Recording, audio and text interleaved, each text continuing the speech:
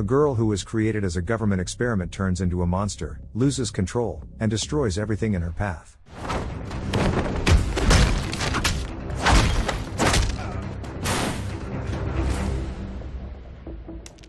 One of the girls from a lab where genetically modified children were being created escapes. Dr. Beck, the lead scientist, orders the execution of everyone involved, deeming the experiment a failure. However, he allows a few calm and obedient children to live. A search party is sent after the girl, but no one can catch her. Dr. Beck isn't too concerned, assuming that she'll die soon from the severe headaches, a side effect of the genetic mutations. Eventually, a family of farmers finds her and decides to take her in as their own daughter. 10 years later, Ja-yoon, now an 18-year-old girl, lives with her family, who is struggling. Her elderly mother suffers from Alzheimer's, and her father is facing financial difficulties. Ja-yoon has no memory of her past due to amnesia but tries her best to help her parents. She makes a deal with the son of a store owner to get free feed for their cows. Suffering from intense headaches, Ja-yoon realizes something is wrong with her health and seeks out a doctor who can help. Later, her friend Myung-hee tells her about a talent contest where the winner can earn $500,000. Hoping to make some money to help her family, Ja-yoon auditions and easily makes it through. That evening, she gets a call from an unknown number, but the caller stays silent. It turns out that Mr. Choi, who tried to execute her 10 years ago, has found her and is already watching the farm.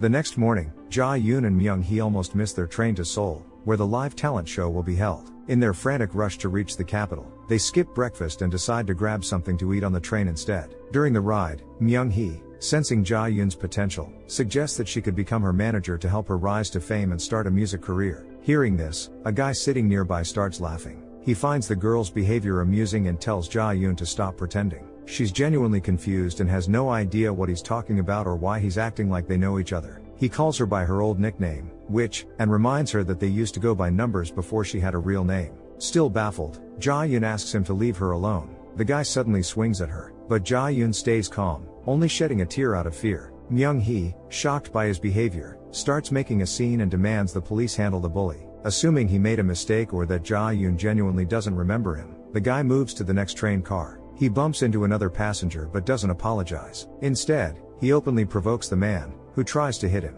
The guy shows incredible strength and breaks the passenger's neck. Seeing other people nearby, he pretends that the man is his drunk relative who can't stand up. Once alone with the body, he throws it out of the train with ease, as if it were a rag doll. After arriving in Seoul, the friends quickly find a taxi and head to the studio. They barely make it in time for the live broadcast. Ja-yoon performs beautifully, captivating the audience with her singing. The viewers vote enthusiastically for her, and she advances to the quarterfinals. Mr. Choi and Dr. Beck are watching the broadcast closely to confirm if Ja-yoon is really the girl they've been searching for all these years. Dr. Beck is shocked that she survived and can't comprehend how it's possible. He orders Mr. Choi to correct this unfortunate mistake and eliminate Ja-yoon as soon as possible. Right after her performance, Ja-yoon is hit with another severe headache. Before the trip, she had visited a doctor and learned that she doesn't have much time left. The only way to save her is through a bone marrow transplant, but it requires her biological parents, whom she doesn't have. Seeing her friend's deteriorating condition, Myung-hee comforts her and helps wipe the blood from her face. After leaving the studio, the girls try to hail a taxi to get to the train station and head home. Several taxis pass them by before two black, tinted cars with suspicious-looking people stop in front of them.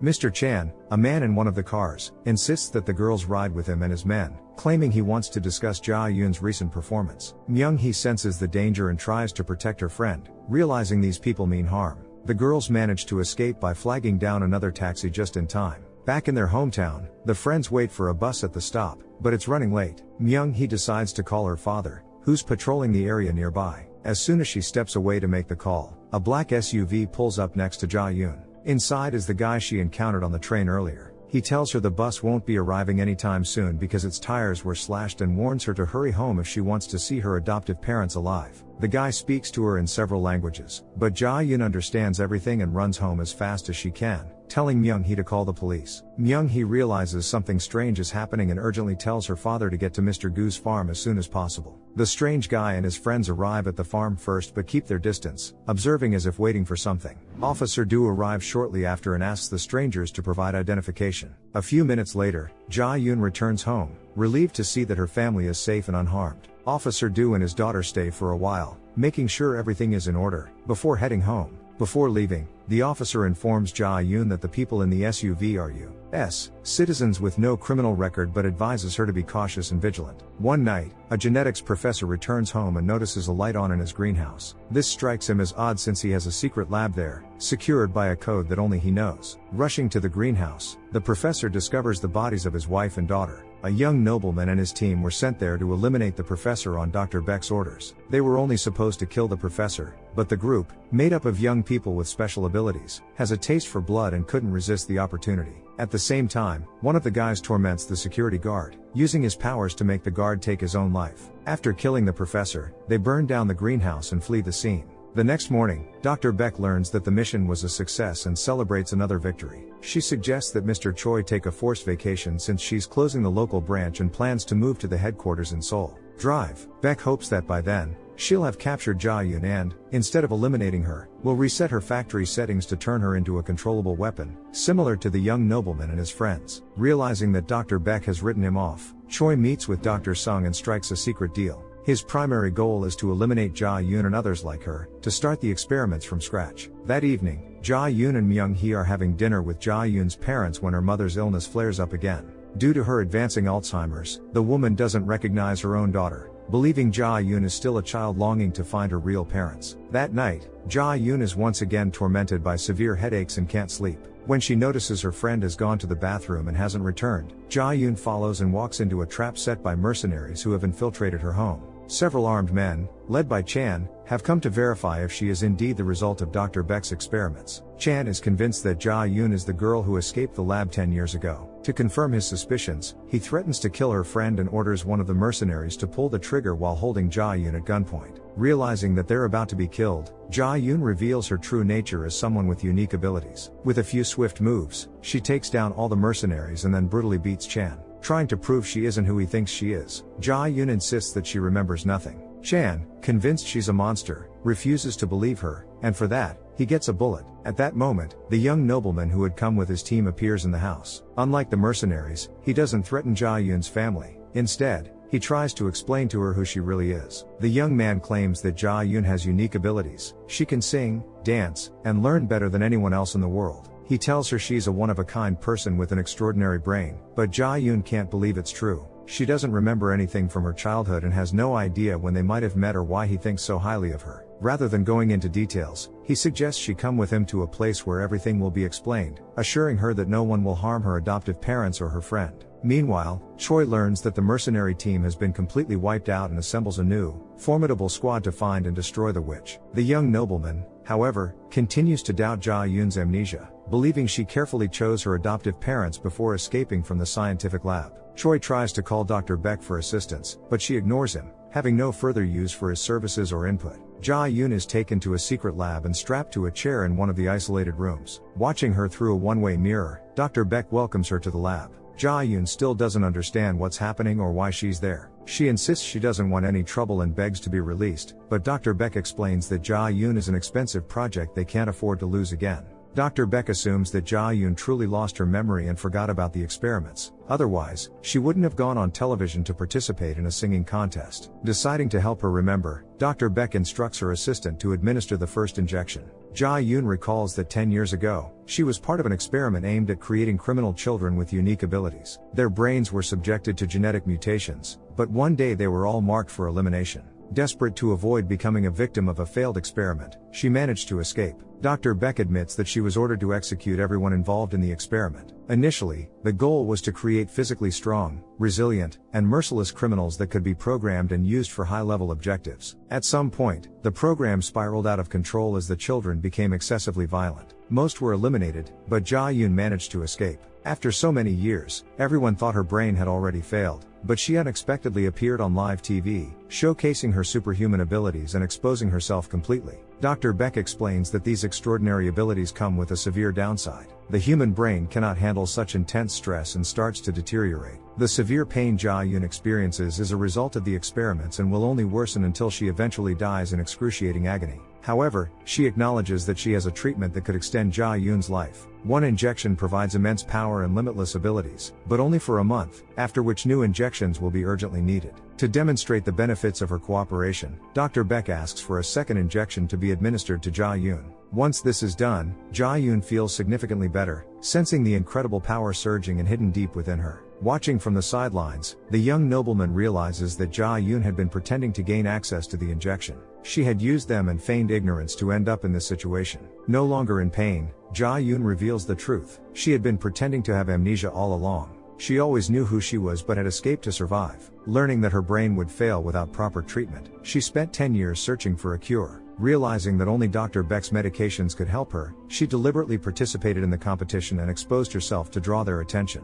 It wasn't Ja-yoon who was trapped in the cage. Everyone else in the lab had fallen into her trap. Using her abilities, Ja-yoon swiftly destroys the electronics and breaks the locks holding her captive. She attacks Dr. Beck's assistant from behind, mercilessly killing him, then shoots at the one-way glass. The bulletproof surface protects Dr. Beck, who tries to defend herself by releasing poison gas into the adjacent room. When the gas clears, it becomes apparent that Ja-yoon has escaped through the ceiling. She moves into the next room, takes out several guards, and finally faces Dr. Beck directly. Ja-yoon hasn't forgotten anything. The entire situation was a carefully orchestrated plan. Dr. Beck is thrilled, believing Ja-yoon has returned to join her team, but she's gravely mistaken. Ja-yoon knows she might soon lose her own life but is determined to see everyone involved in the cruel experiment go to their graves before her. Before leaving the lab, Ja-yoon demands the remaining vials of the medication and shoots Dr. Beck in the leg. A group of young mutants heads toward them, but Mr. Choi and his mercenaries intervene. They attempt to execute the unique soldiers with superhuman strength, but it's no easy task. To fully neutralize them,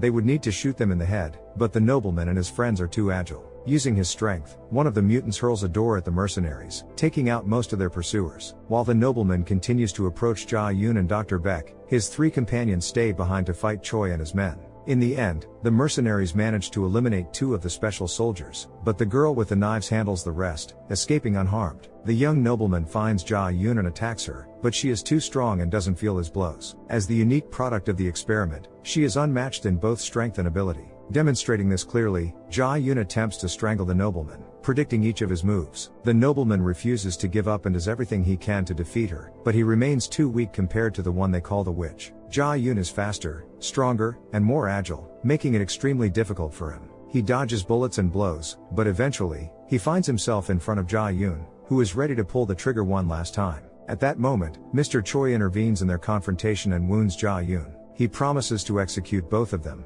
and Dr. Beck reminds him to aim for the head. Hearing this, the surviving girl with the knife threatens Dr. Beck, but Choi shoots her as well, having received orders from Dr. Sung to eliminate everyone in the lab. Ignoring his former boss, Choi kills Dr. Beck. The girl with the knives is injured but still alive, so she challenges Choi to a duel. Being a product of genetic modification, Choi easily overpowers her and beats her into unconsciousness. Ja-yoon seizes the crucial moment while Choi is distracted. She swiftly shifts her position and attacks him from behind. Choi tries to engage Ja-yoon in a desperate fight, but he proves too weak. The witch easily overpowers him and breaks his neck. The young nobleman reveals that the secure safe contains the medication Ja-yoon needs to extend their lives. There are only a few vials left, as the rest are in the main office, the location of which he will disclose only if Ja-yoon survives. He proposes another duel, but in reality, he is merely distracting her. The girl with the knives attacks Ja-yoon from behind and wounds her but doesn't cause significant damage. Ja-yoon executes the girl and telekinetically controls the young nobleman, who was trying to shoot her but failed. Using him like a puppet, Ja-yoon beats and wounds him with a knife, then delivers a final, fatal shot. After taking the 10 precious vials, she sets the laboratory on fire and escapes. Returning to the farm, Ja-yoon sees the police and realizes she can no longer return to a normal life after so many casualties. Learning that her adoptive parents are in the hospital, Ja-yoon heads there. Her mother's condition has worsened, so Ja-yoon leaves 8 vials to slow the progression of her illness. Talking to her father, she discovers he knew the truth about her and often found dead animals. Mr. Gu was aware of his adoptive daughter's cruelty and wanted to get rid of her, but his wife insisted that she was just a child who needed love and attention. After saying goodbye to her parents and friend, Ja-yoon goes into hiding. 3 months later, she finds Dr. Beck's twin sister and asks for the vials of medication. Seeing the mysterious woman with scars on her face, Ja-yoon warns that she will kill anyone who tries to touch her. For the sake of herself and her adoptive parents, Ja-yoon took desperate measures and didn't stop until she eliminated everyone who could pose a threat to them. What are you willing to do for your loved ones? Are there any limits to what's acceptable? Share your thoughts in the comments down below.